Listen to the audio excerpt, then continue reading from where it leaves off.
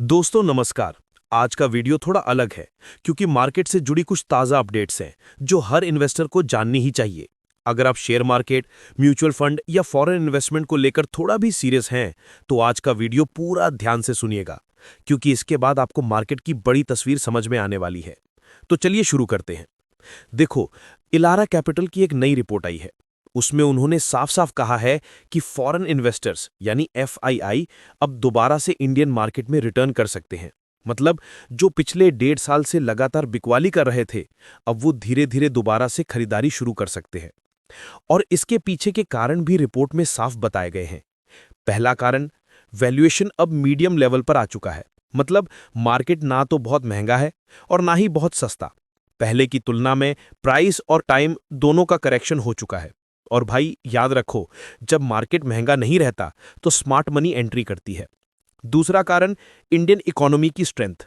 फरवरी से लेकर सितंबर तक सरकार और आरबीआई ने जो भी कदम उठाए हैं, टैक्स में राहत, लिक्विडिटी बढ़ाना और पॉलिसी सपोर्ट, उसका असर अब दिखने लगा है। जो क्वार्टरली रिजल्ट्स अभी आ रहे हैं वो तो बस ट्रेलर है। असली फिल्म हमें अगले 2 क्वार्टर Q3 और Q4 में देखने को मिलेगी।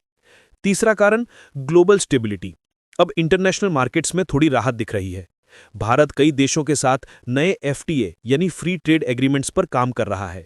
इसका सीधा असर हमारे एक्सपोर्ट्स, ग्रोथ और निवेश माहौल पर पड़ेगा।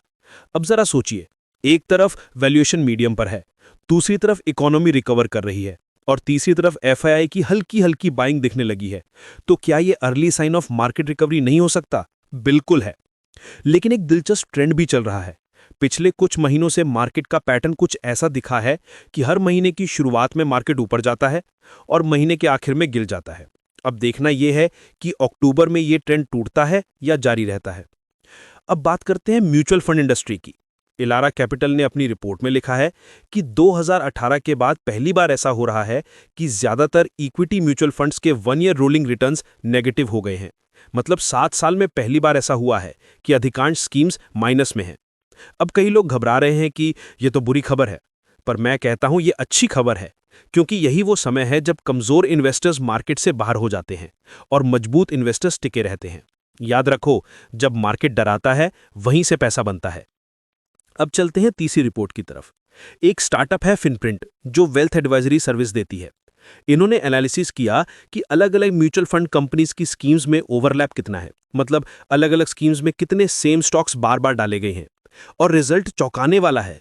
ज्यादातर कंपनियों में ओवरलैप बहुत ज्यादा है। जैसे किसी फंड में जो टॉप 5 स्टॉक्स हैं वही दूसरे फंड में भी डाले गए हैं। फ्लेक्सी कैप में भी, मल्टी कैप में भी, वैल्यू में भी, ईएलएसएस में भी। मतलब रिसर्च पर कम खर्च और स्टॉक वही पुराने। तो इसका मतलब क्या हुआ? अगर आपने एक ही एएमसी यानी म्यूचुअल फंड कंपनी के 3-4 फंड ले लिए तो असल में आपका पैसा बार बार उन्हीं कंपनियों में जा रहा है। यानी डाइवर्सिफिकेशन सिर्फ नाम का है, असल में नहीं। तो ध्यान रखिए, अगर आपने एचडीएफसी का फ्लेक्सी कैप लिया है तो वैल्यू फंड किसी और कंपनी का लीजिए। और अगर आईसीआईसी का एग्रेसिव हाइब्रिड लिया है तो अगला फंड डीएसपी या कोटक से लीजिए। तभी आपका पोर्टफोलियो सच में डाइवर्सिफाइड कहलाएगा। तो भाई, मार्केट में अभी बहुत कुछ चल रहा है। एफआईआई की वापसी के संकेत हैं, इकोनॉमी सुधार की राह पर है और म्यूचुअल फंड इंडस्ट्री थोड़े शेकअप से गुजर रही है। यह सब एक बात बताती है, स्मार्ट इन्वेस्टर्स के लिए वक्त अभी से बेहतर आने वाला है। बस धैर्य रखिए, डरिए मत और याद रखिए, शेयर मार्केट में पैसा वही कमाता है जो टिके रहता है। जय हिंद।